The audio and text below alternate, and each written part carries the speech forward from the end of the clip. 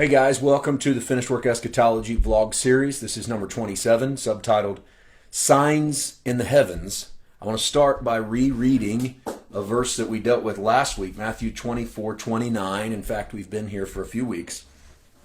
And it says, immediately after the tribulation of those days, the sun will be darkened and the moon will not give its light. The stars will fall from the heavens and the powers of the heavens will be shaken. And we have dealt with the shaking of those powers in last week's vlog. We have dealt with the times of the Gentiles in the previous week's vlog. And so we now want to deal with the signs of the heavens. I know it's a slow go, but that's been our whole purpose in this series. I think we oftentimes try to bite off a little more than we can chew, or we try to get to the end too quickly. So we went very, very slow on purpose.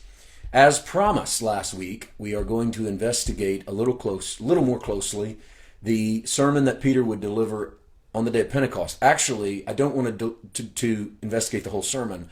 I just want to look at his opening text. And to do that, let's go to Acts chapter 2 and read from verses 17 through 21. And I want it to be clear that Peter is not making this up. Peter is quoting from Joel chapter 2, verses 28 to 32. Now, Peter doesn't say, Joel says in chapter 2, because Joel didn't say in chapter 2. Joel just wrote a scroll, wrote it on a scroll, and we broke it into chapters and verses. But he does say in verse 16, this is what was spoken by the prophet Joel. And what it is that is happening is the baptism with the Holy Spirit, the empowerment of the early church has just occurred. The 120 assembled have begun to speak with other tongues as the Spirit gave them utterance, and all of these foreign nations are assembled in Jerusalem for the day of Feast of Pentecost. And yet they hear these Jews speaking in their own languages, which is impossible that all of these dialects would be known by these 120. And so it wasn't the presentation of the gospel per se, it was a declaration of the wonderful works of God. And they accuse the 120 of being drunk. Peter says, though they're not drunk, it's just 9 a.m. They're not drunk. He says, but what they have is what Joel said they would have. So let's read what Joel said they would have, as spoken by Peter. And it shall come to pass in the last days, says God, that I will pour out of my Spirit on all flesh. Your sons and your daughters shall prophesy, your young men shall see visions, your old men shall dream dreams, and on my men servants and on my maid servants I will pour out my Spirit in those days, and they shall prophesy. I will show wonders in heaven above and signs in the earth beneath, blood and fire and vapor of smoke. The sun shall be turned into darkness and the moon into blood before the coming of the great and awesome day of the Lord. And it shall come to pass that whoever calls on the name of the Lord shall be saved. Now, in my Pentecostal heritage, we had no problem with this passage as it regards the outpouring of the Spirit on the young men, the young women, the men, the old men, the maidservants, the men servants, all these wonderful prophecies and it being in the last days. And we would say, hey, we're in the last days. And so God's pouring out his Spirit. And then we would go very mysteriously silent on the 19th and 20th verses, which dealt with wonders in the heavens. It dealt with the moon turning to blood and the sun turning into darkness. And then we would pick the hermeneutics, as you would say, back up in verse 21 and say, so now that the Holy Spirit is here, whoever calls on the name of the Lord shall be saved. And we would equate the arrival of the Holy Spirit with the ability for people to get saved simply by asking. And our argument would be, before you had to take a lamb to the temple, but now, because of the Holy Spirit, whoever calls on the Lord shall be saved. And while it makes for an amazing evangelical sermon, it is not exegetically sound. Now, I want to make this clear. Yes, the Holy Spirit has arrived. Yes, he moves with signs, wonders. He moves in gifts, be it tongues, prophecy, what have you. Yes, if you call on the name of the Lord, he will save your soul. But to say that that's what this verse is saying is to eliminate verses 19 and 20. Because, see, we don't have a problem hearing Peter say in the last days he's going to pour out his Spirit, because we like being in the last days. So we go, we're in the last days, he's pouring out his Spirit. But then we would stop when it got to 19 and 20, because it says he's going to show wonders in the heavens, signs in the earth, blood, fire, vapor of smoke. The sun's going to turn dark. The moon's going to turn to blood before the coming of the great and awesome day of the Lord. And while we liked the next verse that allowed people to call on the name of the Lord to be saved, can you see that without verses 19 and 20, verse 21 takes on a meaning of people being saved in their soul, when it really means that if people call on the name of the Lord, following the Holy Spirit who lives inside of them, he'll show them the way to salvation. This lines up perfectly with what Jesus told the disciples in Matthew 24, which we've been studying now for this is our 27th week. What have we learned? They asked Jesus what would be the sign of his coming, what would be the end of the age. Jesus begins to relay to them the things they should come to expect. When he doesn't say an exact year or exact month or day, but he does give them enough warnings, enough signs that they can see what's on the horizon. And they are told that if they will, when they see these things begin to happen, if they'll flee out of Jerusalem, flee to the mountains of Judea, they'll be saved. All flesh would be saved or spared. So when Peter quotes Joel in Joel chapter 2 or Acts chapter 2, that if they call on the name of the Lord, they shall be saved, he's affirming what he heard Jesus say. Now that the Holy Spirit has arrived, if we'll simply follow the Spirit, Peter is saying, listen, it's going to get bad. There's going to be signs in the earth beneath and in the heavens above. And then he uses the apocalyptic language of the sun's going to go dark and the moon's going to turn to blood. None of his audience believed the sun was actually going to turn into a black hole in the sky, or that there was going to be a blood red moon. It had nothing to do with natural signs and phenomenons. It had to do with all of this apocalyptic language that the Jews were familiar with. Because remember, to a Jew, they were the heaven on the earth. The temple was the embodiment of heaven on earth. They were the heavens and the earth. They were the sun, the moon, and the stars. When Jacob hears Joseph, Father, I had a dream and the moon and 12 stars bowed down to me. Jacob says, what makes you think your brothers and I are going to bow down to you? That's how they saw themselves. I read this verse for you last week. I want to read it again to help us on our journey this week. From Isaiah chapter 51 and verse 16, I want you to realize what the Jewish nation thought of themselves based upon the scriptures. Isaiah 51:16, and I have put my words in your mouth. I've covered you with the shadow of my hand, that I may plant the heavens and lay the foundations of the earth, and say to Zion, you are my people. The word plant there is established. God tells them, I've covered you guys with the shadow of my hand. I've established the heavens and laid the foundations of the earth in my people. So the heavens and the earth, according to a Jew, was the God's people, all of them. And so, when Peter says these signs, he's quoting Joel, who is telling people that the Holy Spirit is another indicator. The arrival of the Holy Spirit is another indicator that they were approaching the dreadful day of the Lord. And one of the indicators that they would very literally see with their eye was the sign in the earth, blood, fire, vapor of smoke, which is exactly what they would see hanging over Judea and Jerusalem as proof that the judgment of God had indeed come. So, let's deal with that phrase from the end of verse 20, where Peter says, behold, before the coming of the great and awesome day of the Lord. First of all, let's stop thinking that there can only be the day of the Lord out in our future.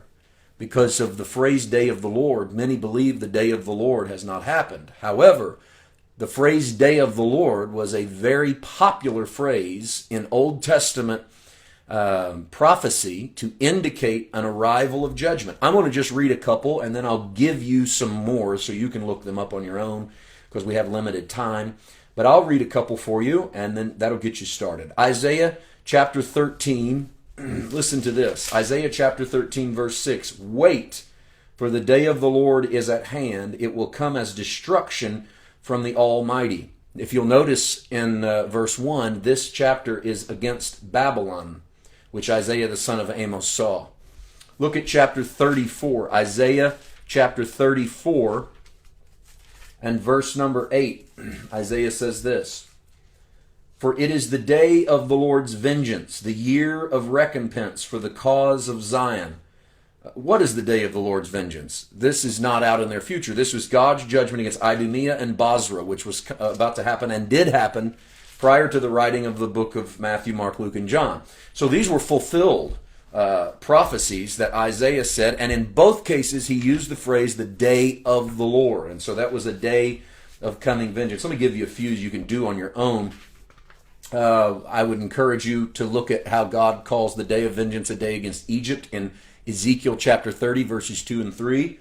He calls the day of the Lord a day against Israel, one in which, in fact, the heavens would tremble, the sun and the moon would go dark, the stars would stop shining. Joel chapter 1, verse 15, Joel chapter 3, verse 14. By the way, Joel chapter 2 is where Peter is preaching from in the day of Pentecost.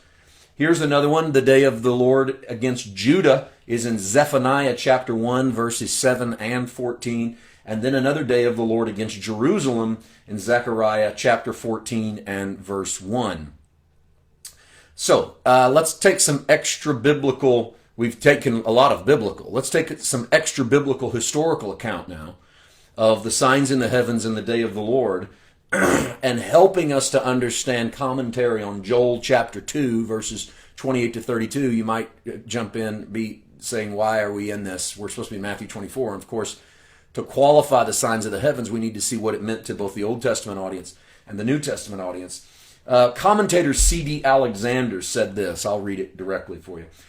In regards to his commentary on Joel chapter 2, an adequate study of prophecy would soon teach that the figures used in this prophecy, signs in heaven and earth, the darkening of the sun and the moon, blood, fire, and vapor of smoke, have nothing to do with the end of the world, but with the end of the old covenant and its earthly administration in the Jewish state.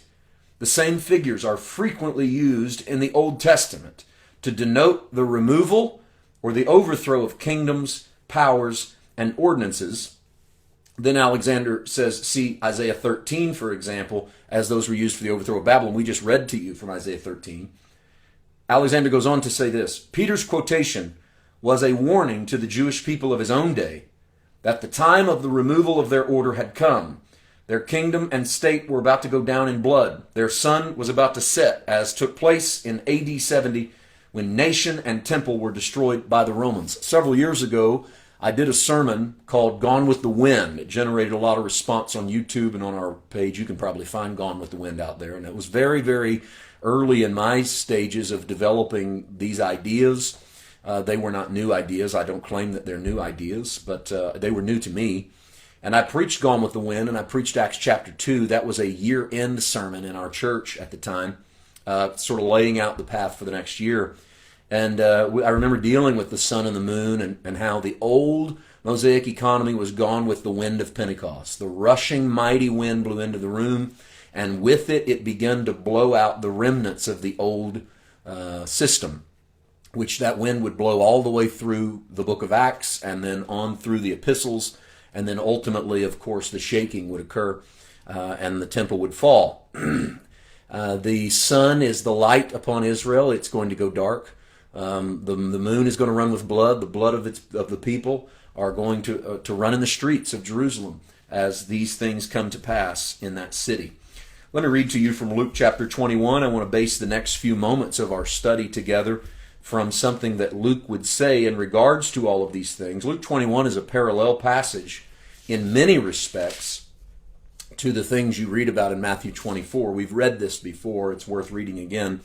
Luke chapter 21, verse 22. These are the days of vengeance, that all things which are written may be fulfilled. And that word these should not be overlooked. Jesus is not indicating that the vengeance that is about to happen is one of many future vengeances, but he says these are the days of vengeance. These things that are about to happen are the actual days of vengeance, and all the stuff written is going to be fulfilled. And so there's nothing left on the vengeance timeline to be fulfilled according to Jesus. These are the days of vengeance. They are not another day. They are not another time. In the last 5 to 6 minutes, I want to answer what I think is a very important question, and that is, are we to expect, or let me say it differently, was the early church to expect any literal signs in the heavens? So to do that, I want to stay in Luke 21, and I want to read verses 25 and 26, and to give you what people seem to really dig yes and no answers all the time. They ask you very complex theological questions, and they'll say, just say yes or no.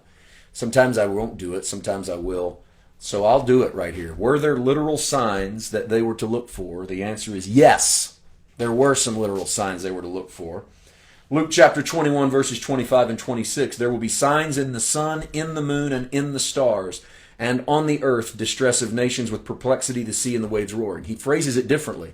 He is not using metaphorical language, saying the sun's going to go dark, the moon's going to turn to blood. He says there's actually going to be signs in the heavens, signs in the moon, in the stars. In other words, you're going to see some things happen in the heavens that are going to be amazing.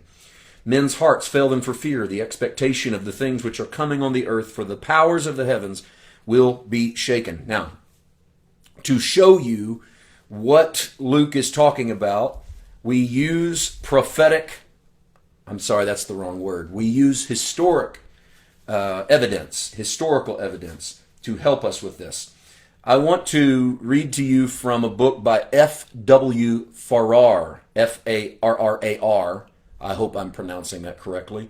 F.W. Farrar wrote a book published in 1886 called The Early Days of Christianity. I want to read to you from page 416. Listen to this. In Jerusalem, men told how at the Passover of AD 65, a mysterious light had gleamed for 3 hours at midnight in the holiest place, how the enormous gates of brass, which it required the exertions of 20 men to move, had opened of themselves and could not be closed. How at Pentecost the priests had heard sounds as of departing deities, who said to each other, "Let us depart from here," or "Let us depart thence." I want to read to you, this one will take me a little bit. Listen carefully. I'll read slowly. These are amazing things from an eyewitness, this is not even an 1886 writing. I want to read to you from a first century writer, Josephus, from his War of the Jews volume. Part of this is from volume 1. Part of it's from volume 1, book 6. Part of it, volume 1, book 8. I want to just read it to you. Just listen. This is incredible, amazing, amazing stuff. Eyewitness accounts of signs in the heavens. While they did not attend nor give credit to the signs that were so evident, and did so plainly foretell their future desolation, but like men infatuated, without either eyes to see or minds to consider, did not regard the denunciations that God made to them. Thus there was a star, resembling a sword, which stood over the city, and a comet that continued a whole year. Thus also before the Jews' rebellion and before those commotions which preceded the war, when the people were come in, great crowds to the feast of unleavened bread on the 8th day of the month Nisan, and at the ninth hour of the night, so great a light shone around the altar and the holy house that it appeared to be bright daytime, which light lasted for half an hour.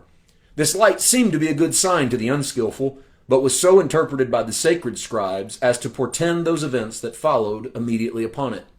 At the same festival also, a heifer, as she was led by the high priest to be sacrificed, brought forth a lamb in the middle of the temple. Moreover, the eastern gate of the inner court of the temple, which was made of brass and vastly heavy, and had been with difficulty shut by 20 men, and rested upon a basis armed with iron, and had bolts fastened very deep into the firm floor, which was there made of one entire stone, was seen to be opened of its own accord on the 6th hour of the night. Now those that kept watch in the temple came hereupon running to the captain of the temple, and told him of it, who then came up thither, and not without great difficulty was able to shut the gate again. Here's Josephus from volume 1, book 6. But the men of learning understood it, that the security of their holy house was dissolved of its own accord, and that the gate was opened for the advantage of their enemies. So these publicly declared that this signal foreshadowed the desolation that was coming upon them. Besides these, a few days after the feast, on the 21st day of the month Jair, a certain prodigious and incredible phenomenon appeared. I suppose the account of it would seem to be a fable, were it not related by those that saw it, and were not the events that followed it of so considerable a nature as to deserve such signals. For before sunset, chariots and troops of soldiers in their armor were seen running about among the clouds and surrounding the city. Moreover, at the feast which we call Pentecost, as the priests were going by night into the inner court of the temple, as their custom was to perform their sacred ministrations, they said that in the first place they felt a quaking, and they heard a great noise, and after that they heard a sound as of a great multitude saying, "Let us remove hence." Ladies and gentlemen, you can believe that or you don't have to. Josephus says it sounds like a fable, I'll admit. But what you have just heard, and you can see all of this for yourself in the writings of Josephus, is incredibly the account of signs and wonders in the heavens that could not be explained away. These occurred. And I just want you to chew on that. Just dwell on that for a little bit. An amazing, amazing set of facts. Next week, I want to talk a little bit about the mountain range theory of prophecy and how some would say this is both for now and for later. We'll deal with that. But for today, we are out of time. I hope you've enjoyed the journey, and we'll see you again soon. God bless you.